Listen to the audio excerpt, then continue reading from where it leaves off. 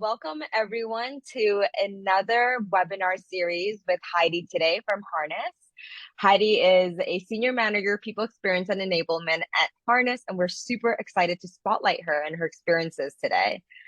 So again, welcome to our webinar series. Why we hold these is so that we can share learnings from people that are doing and thinking about this day in, day out. And as Heidi mentioned earlier, there's so much happening with this space. Why not share learning so that we can just support each other as we develop out these programs and support our employees? So with that said, Heidi today will be sharing a bit about employee programming at Harness, what she's been seeing to be successful, and from her previous experiences across different scales of companies. And to kick things off, to warm up the chat, if everyone wants to maybe describe how they're feeling today with an emoji, feel free to put that into the chat. But again, in terms of today's agenda, we'll kick things off with Heidi's thoughts on overall employee engagement and culture, go into specific examples. Oh no, Javella, her emoji, how to measure internal programs and events, and much, much more. So with that said, I'm going to stop sharing my screen and hand it over to Heidi to introduce herself. Hey everyone, my name is Heidi and I live in Oakland, California. So that's right across the bridge from San Francisco in the Bay Area. And I have been in the HR or people space for about a little over a decade now. I started in talent acquisition as a recruiting coordinator, and then I got into building out university programs. And with university programs, you get to work on, or you can be a lot more intentional around diversity hiring. So I got to kind of start getting into the DEIB space, and then realized that I love building the program side of things and bringing people together.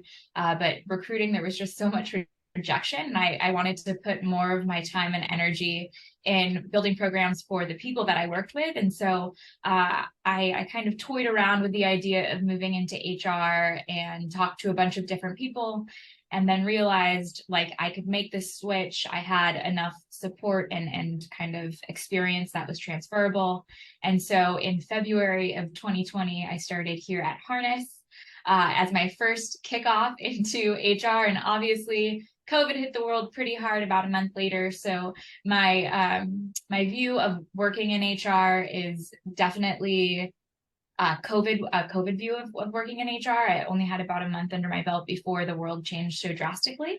But I've really loved the challenge of finding ways to connect with people and still build this culture and this kind of stickiness to the company. So when I think about, employee engagement and how I got here, it's really, I've always had a love for people and bringing people together, even in my personal life, like dinner parties or, silly games like Mafia or something like that, just to get people talking and get people in the room. And so it's a very natural for me to do that in the workspace. And so when I think about employee engagement and what that means, I think about it as really a person's stickiness or loyalty to the company. And engaged employees want to do a good job. They're more invested in the outcome of their role for the organization. And, from a business perspective, that's good for business. We want people who are excited about their roles, excited about the opportunity they have to impact organizations. And so I think I'm super blessed to be able to spend the majority of my time thinking about how we can improve experiences to create an environment where people are excited about coming to work. They feel like they belong at their jobs and in their space. And they also feel like they're being pushed and challenged, not only to do the job at hand, but like to grow and to develop. Behind me, you see our company values. One of those values is continuously improve, which is right up here. And so like really making sure that we're building these programs that people can feel like, oh, wow, I'm learning something that is going to help me in this job today, but like all skills in life probably help other areas of my life. So I guess that's a little bit about employee engagement and why I think it's important.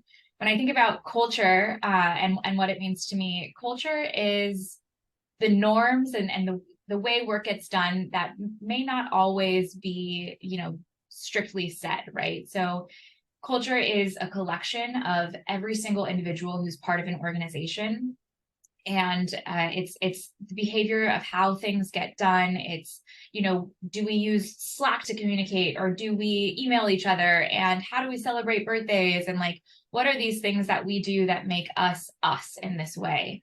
And like I said, I think one of the coolest part about cultures is that it's a living and a breathing thing. So with every new hire that we have, every like employee idea, so maybe, Jade and I were talking, I'm super into Broadway musicals. They make me happy. So like I might have an idea to create, like make up a Broadway musical type of song about work, right? And then you'll find other people, right? And so we did like this Brady Bunch parody back in 2020 to just brighten up people's days, right, for the talent team. And so those types of things, creating an environment where people feel safe and enabled and empowered to like bring that part of them to the company and then kind of play around with it, like that's what makes working at an organization different. Like that, like culture to me is such a differentiator in companies. We're all going to work to get a job done, to get a paycheck, to move something along, right?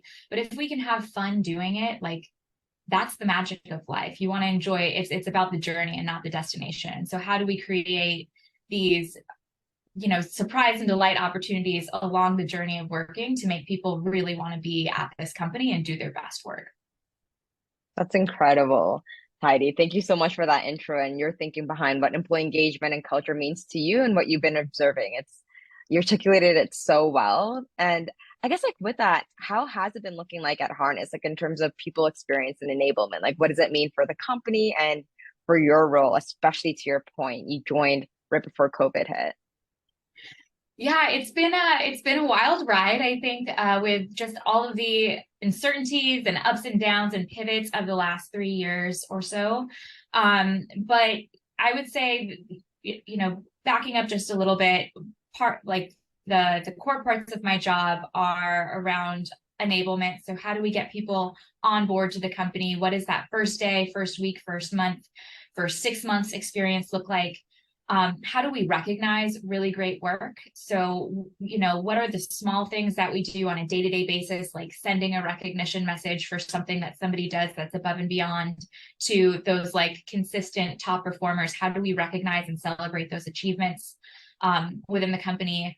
How do we celebrate other moments that matter? So maybe you just had a baby, or maybe you're celebrating a birthday or an anniversary, right? Like, how do we help you know that we see you and we appreciate and value all of those contributions? And then let's see, we've got, of course, employee feedback. So making sure that we're checking in and we're like with any part of the business, using actual data to understand how things are going and how things aren't going, and checking in with the employees. So we do employee engagement surveys, diversity inclusion surveys, onboarding surveys, exit surveys, a ton of surveys to really understand and track over time how are people, what our people's sentiment is, and what areas would give us the most opportunity to improve whatever that employee experience is.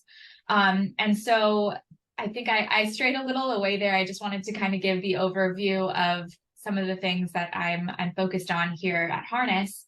And so in order to kind of with the ultimate goal of creating a space where people want to come to do their best work, that requires psychological safety. So they have to not worry about like, are there going to be microaggressions? Are people going to listen to me? Can I disagree openly and like debate these ideas that I have, right? So we have to create a space where people will know that those things can happen so that they can do their best work. And so we take a lot of approaches. I mentioned the surveys, so openly telling people like your voice matters, you want to know what your feedback is, and creating kind of really transparent results so that, hey, we're going to ask you to take and invest your time to answer these questions. Then we're going to be really candid about what the responses are. We're going to come up with some ideas on actions that we can take. And then, a team of people is going to assess which actions to commit to. And then we're going to consistently update you. Like, here are those things that we said we were going to do. Here's how it's going. And then check in. Like, is it working? Are you feeling these effects? Is this still the area that we need to focus on? We do it through different programming. So diversity, inclusion, allyship, belonging, value-based ways of working, right? We have to be really intentional about what programming we bring to people and how we want folks to engage with it. So for example, just this month we had Martin Luther King Jr. Day. We're a global company. Martin Luther King Jr. is more of a US based celebration. And so we had an event that was targeted for our US population, but it's on our corporate calendar. Anyone around the globe who wants to join is welcome to. And we had a quick overview of celebrating the life and legacy of Dr. King, and then a Kahoot game, right? So it wasn't like, let me sit here and tell you all of these things about the wonderful Martin Luther King Jr. But instead, let's test your knowledge, right? And so we had some fun games. We had the leaderboard going up so you can see who is answering most quickly and most responsibly, right? So it brings kind of that element of fun. I mentioned we're a global company, right? So not always people don't always want to jump on a call and listen to someone talk or talk to other people, or time wise it may not work out. So for Lunar New Year, we did an asynchronous bingo game, right? So That's so fun. yeah, I think it's really fun. You create the bingo board, and then we have a Life at Harness channel, which is the purpose of this channel is just to celebrate together, another one of our values, all of the things in life. So whether it's an event, or maybe my daughter just went to a basketball tournament and won, or maybe I'm taking some PTO and I ran into a colleague or something, right? You can celebrate all the things on this channel. And so we just, every 2 hours shared a different thing. So around the clock, the bingo game was going, and we had a number of prize winners for each geo. So even if you were sleeping when bingo was called, if you woke up and rushed our, Life at Harness and went on, you could still win that prize. So it's finding a bunch. And then, next year for Black History Month, we've got some plans for the Black and African employees to get a mixer together so they get some quality time just together. We've got facts coming to our Slack channel every single day so people can learn in a really lightweight, easy, one fact a day kind of way. We've got our lunches and snacks being catered from Black-owned businesses in the offices. And then we also have an all-company event, Lunch and Learn, where a guest speaker will be coming in and speaking.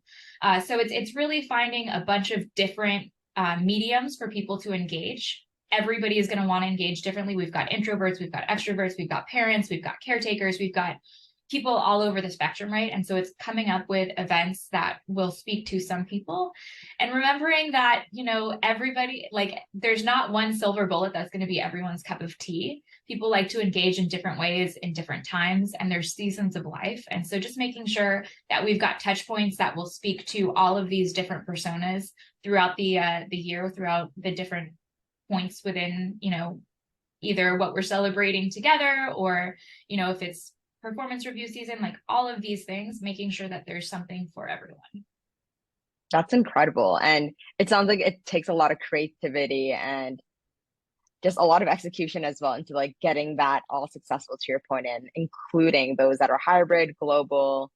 How does that look like for Harness? Is it you, Heidi, that's ideating and then trying to distribute the information out? Or yeah, how would you recommend for folks trying to come up with these programs to get started?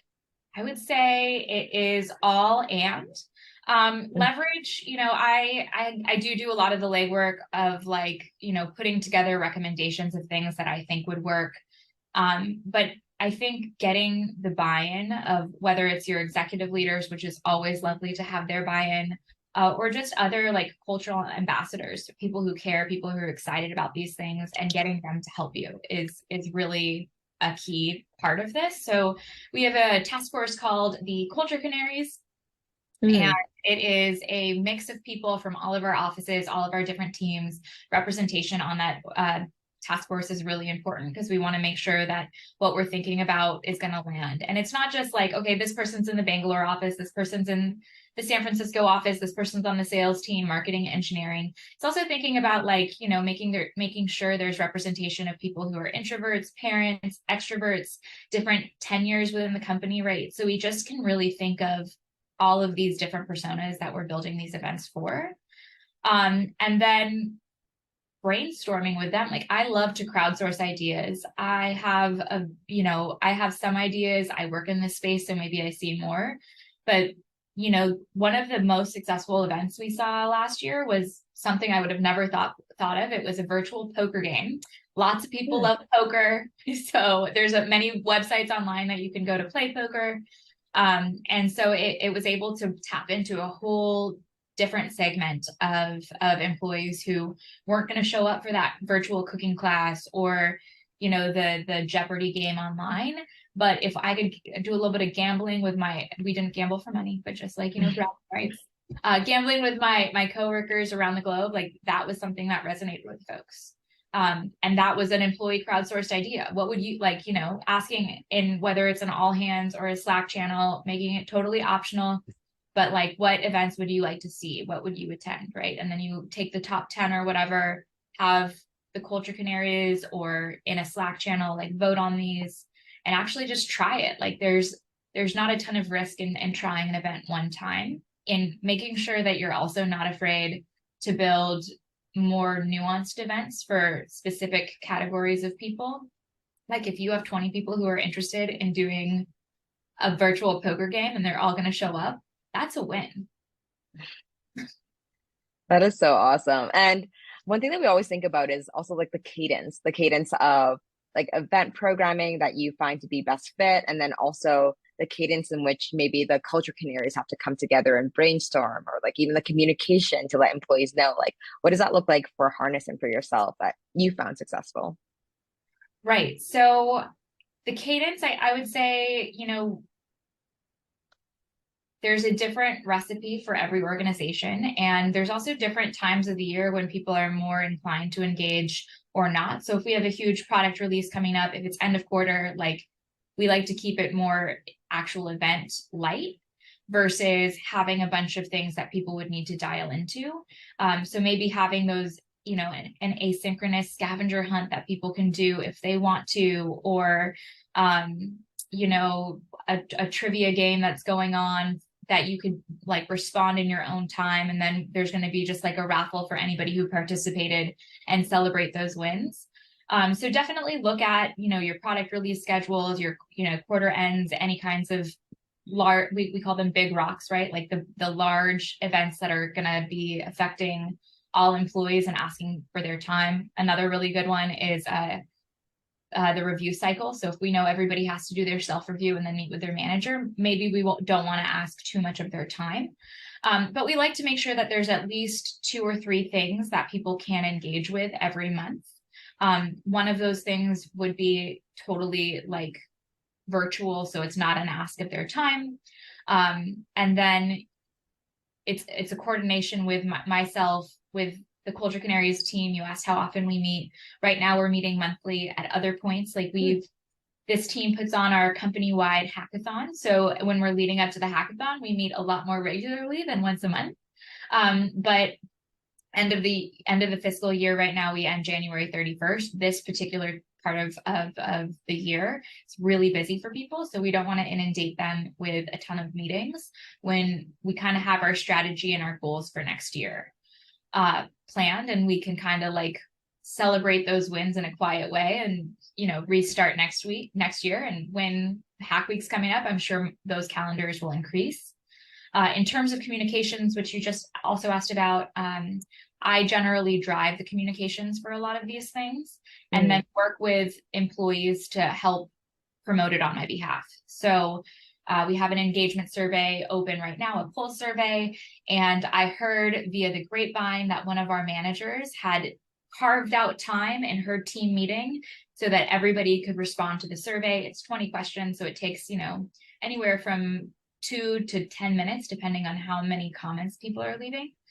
So she carved out 10 minutes and she got 100% participation from her team. So I heard that and I was like, Poppy, you are such a wonderful supporter of this. Can I draft a quick, like, first of all, can I share your story with the other people managers to hopefully encourage them to do the same? She said, yes. I was like, all right. And I typed something up and I was like, better yet, would you be willing to post this for me in the manager's channel so that it's not me, but it's another leader voice that's saying, hey, here's what worked for me. And so whether it's, me developing the comms and working with somebody on our Black and African American ERG to help promote these events, or a manager to help, get people to take the survey, or, whatever it is, like driving attendance to one of the events that we have, just really trying to engage other voices to promote on my behalf. Because for sure, I feel like I'm constantly just pinging all of these people to do all of these non-work focused events. And when you can get other people to share the value of why those are important, it really helps tick up the engagement that you see. That's awesome. Thank you for sharing that hot tip, Heidi. I think that is incredibly effective, especially as everyone's getting so many messages on Slack. So like, why not change it up? And with the Heidi, I know we talked a little bit about hybrid work and you joining Harness right as COVID hit. So curious things that you've observed or any challenges that you've all been tackling with the past 3 years. So I would say hybrid work is probably the hardest of like either full remote or full in person, because you're now kind of creating three different experiences, maybe even for the same event. Last month, in December, we had our last Women Out event of the year, which was a fireside chat. And, our executives want people back in offices. And we're not saying you have to come back into an office, because that does not sit well with any employee, myself included. Like, for the last 3 years, I've proven I can do my job from anywhere in the world. So please don't force me to come in. Period. Space is the sentiment that we hear from a lot of people. And of course, there are people who do enjoy going into the office. I enjoy going into the office too, but I don't know how I did it 5 days a week and was there by 9 a.m. every day back. A lifetime ago. Yeah. So, we kind of think of them as collaboration days. So there are certain events that we want to drive employees into offices for. And so for this particular fireside chat, we were like, okay, it's going to be live in San Francisco. So of course we're going to need some food and some like drinks and some reasons to get people in there. We need the executive leadership to help sponsor this event. So we need you to A, show up, and B, tell your teams to come show up. So that is, there's one event, that's one plan for this one event. We're also broadcasting. So we're broadcasting to other offices where people are also coming into the office and having like watch parties. Oh, sweet. So that way, even though you're not live in headquarters as the conversation is going on, you might be live in our Dallas office sitting with other colleagues and watching the event go on. So, we have multiple offices. Obviously, people are not going to come into our Bangalore office in the evening to do that.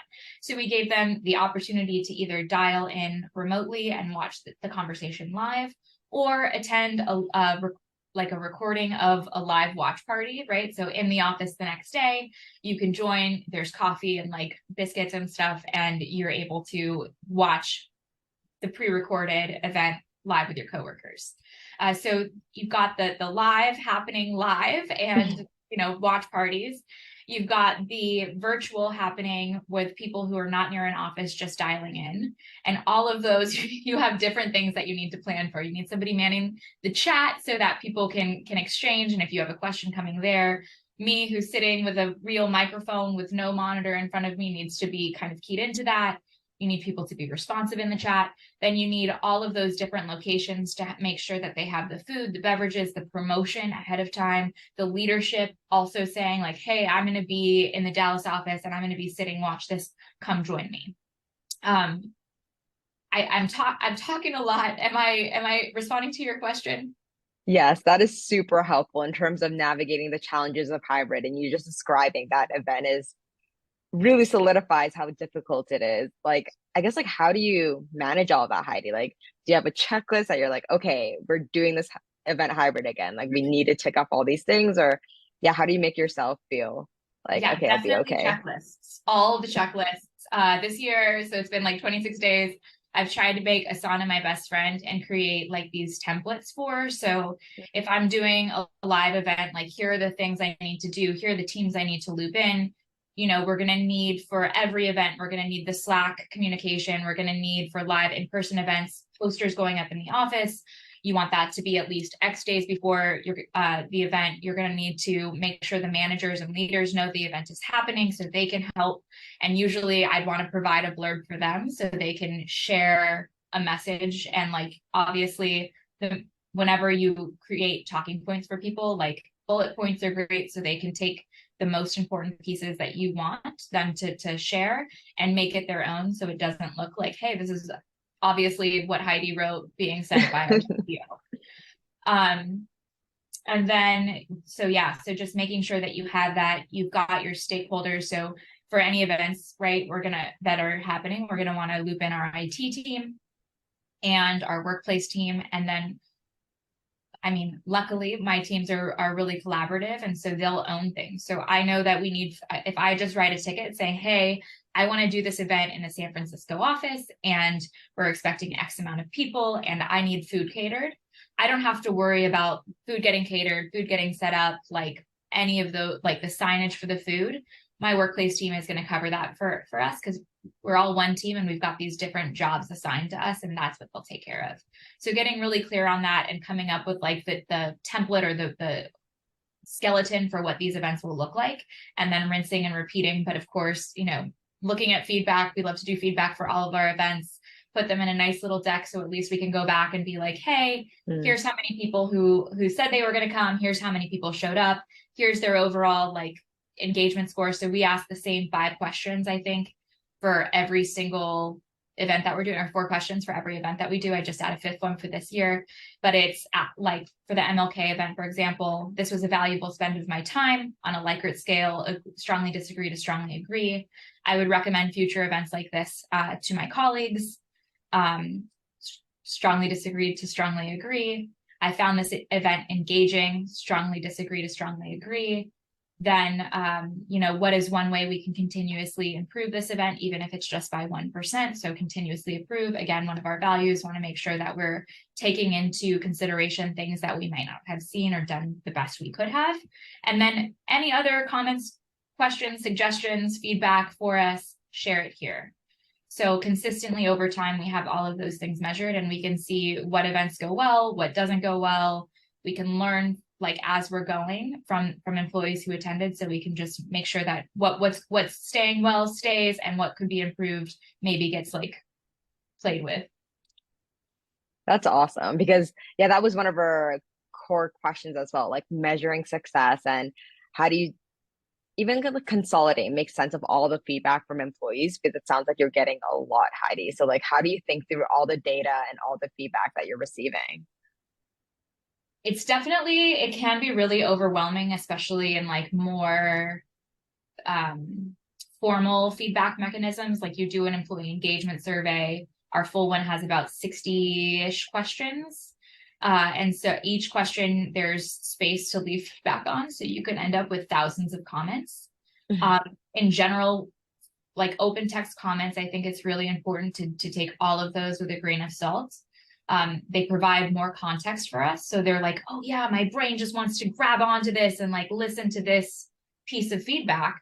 But it's only one person's experience and one person's opinion. And so definitely like giving yourself grace, giving the event team grace, and just like listening to it, but also, remembering what percentage of responses it's actually accounted for is really important.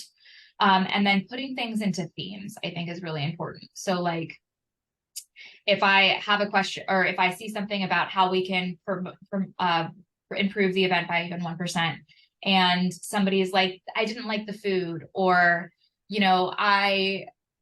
the timing wasn't good for me. Like, those might just be like on a day-to-day thing. It could depend on, the timing wasn't good for you because you had a last minute meeting with a customer that you needed to attend for. I can't control that. We're never going to find a perfect time for everyone.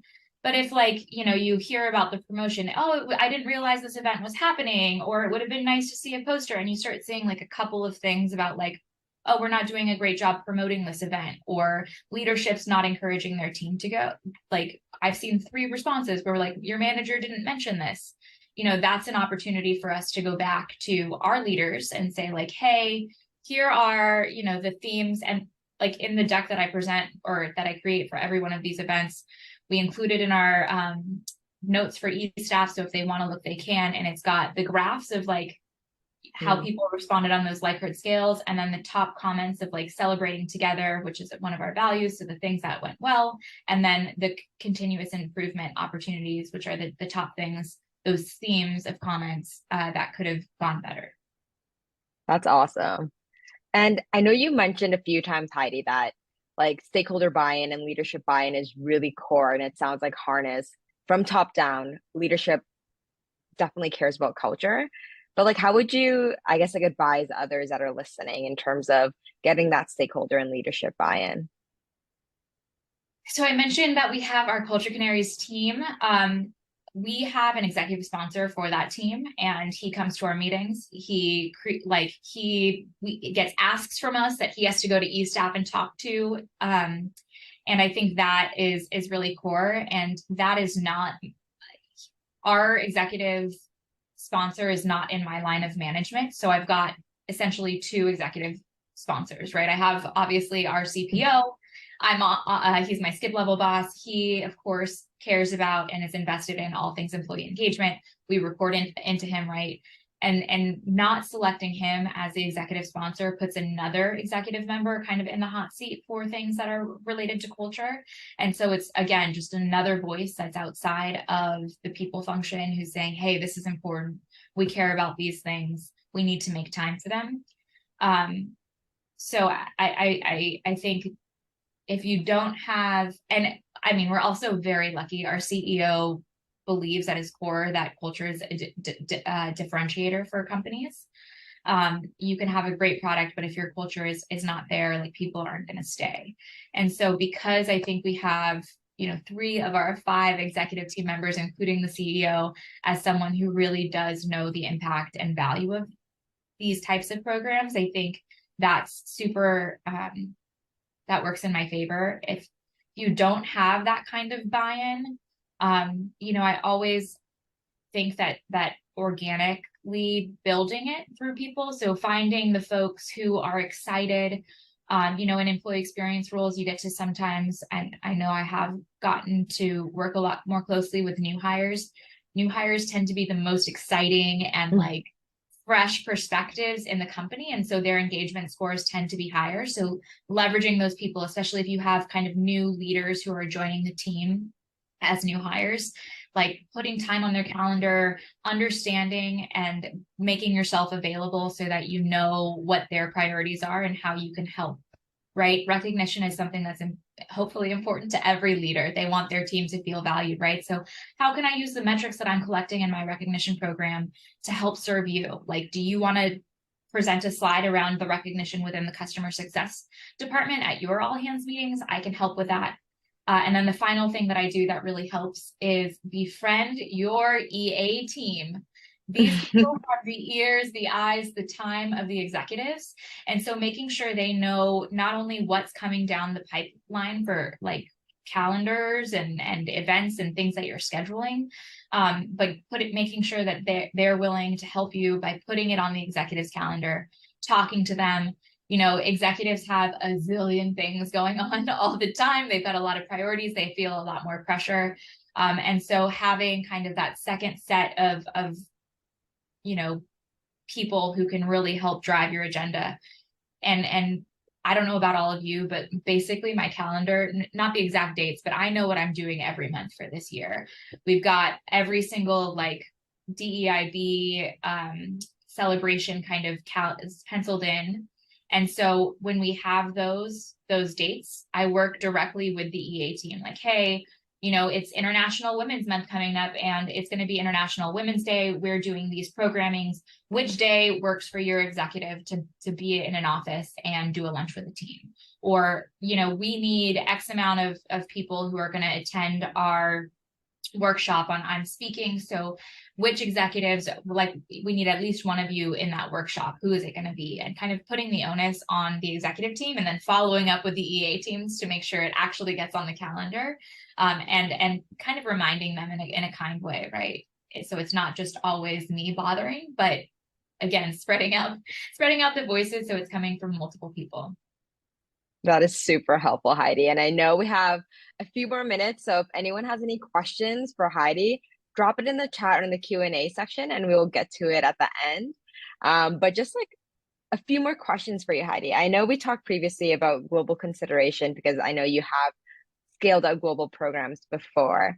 Do you have any advice for those who are trying to get that started?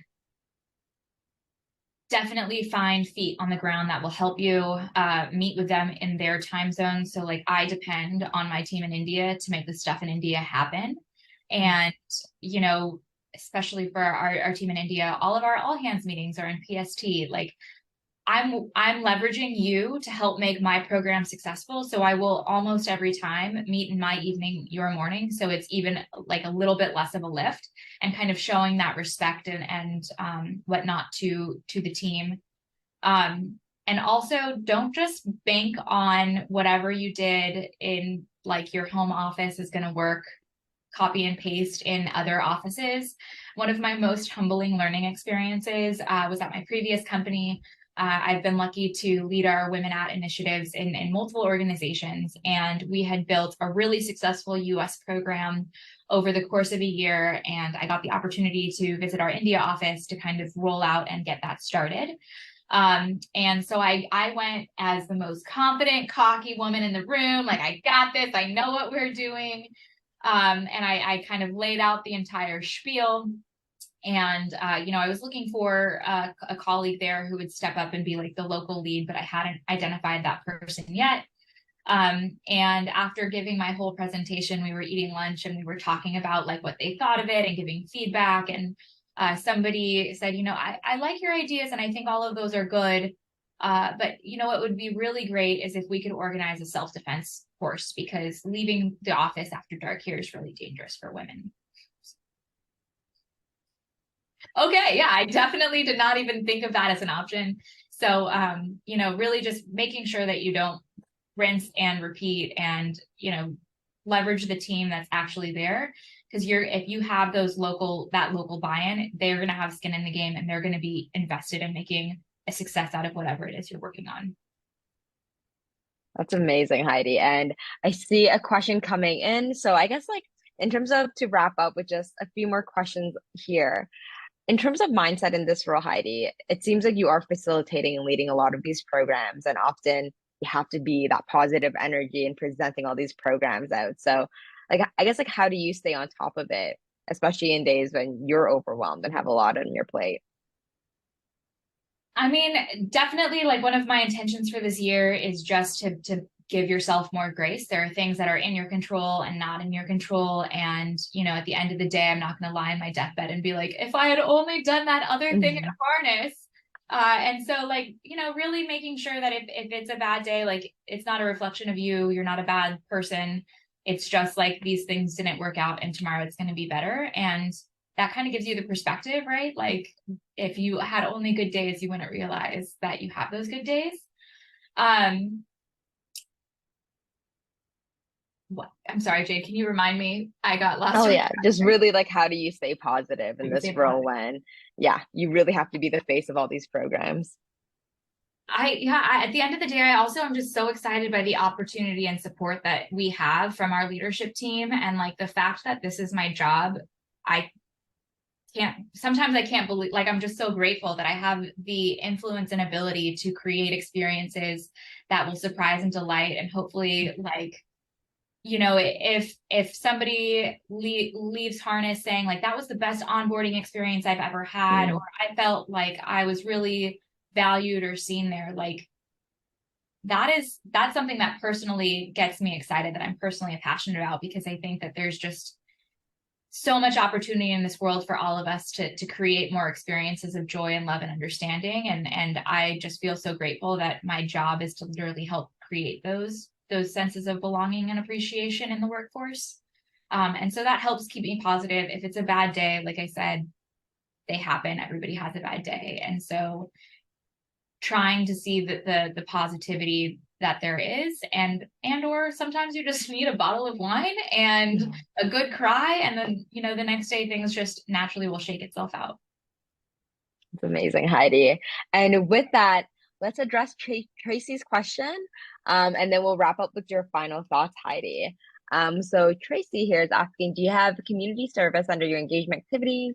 We have that in our engagement department. I struggle to get in-person participation. Any ideas? Yes. So I partner extremely close with the workplace team. We have like a shared calendar, and like even for Black History Month, like her team is in charge of getting snacks and lunches and breakfasts catered by Black owned businesses. And, I do the actual programming stuff. So community service actually falls under the workplace team. But again, since we partner, so, she'll come up with, for example, MLK, right? We had a day of service. So we did the Kahoot and the training. And then she ran kind of like you volunteer on your own time asynchronously. If you volunteer, submit your picture type of event. It can be difficult to get engagement there. I will say where we find the most success is working with teams. So if you want to do like a team building event, if there's like an on-site going on, which is the new way of saying off-site, so people are meeting in an office, right? To do QBRs or enablement or anything like that. Maybe instead of doing like a traditional happy hour at 4 o'clock, right? Maybe you volunteer for an hour and then you go do the happy hour and do the dinner or whatever it is. So we found success in that, getting again those executives or senior leaders to or ERG members to put their name behind whatever the volunteer opportunity is could be a great way to also drive engagement. And then finally, celebrating the engagement that does happen has been really key. So I mentioned our Life at Harness channel. We did a huge drive for donations during the holiday season. And like literally we were not meeting our goal. There was like, I think 19 donations or something going into the last week. And we had said 200 donations from the company. And so we celebrated together, right? Like we took every single person who made those donations, we shared the impact they were making in that channel, we thanked them for it, and like that number we ended up surpassing and getting almost 240 donations. Oh my And so God. it's really just like not just like saying it one time and being like, I hope people checked out this wiki page, but like, hey Jade, thank you for donating, you impacted Michael who's out of Oakland or whatever, right? And then like, here's the link if you wanted to make somebody's holiday season too, or like, we're this far away from our goal, how are you contributing? Thank you so much, Tracy, for putting that in. So celebrating what's happening and recognizing it, I think, goes a long way. People love to hear thanks and love to be recognized for what they do. That is such a great tip, Heidi. And with that, I know we're hitting time, so we're going to wrap up.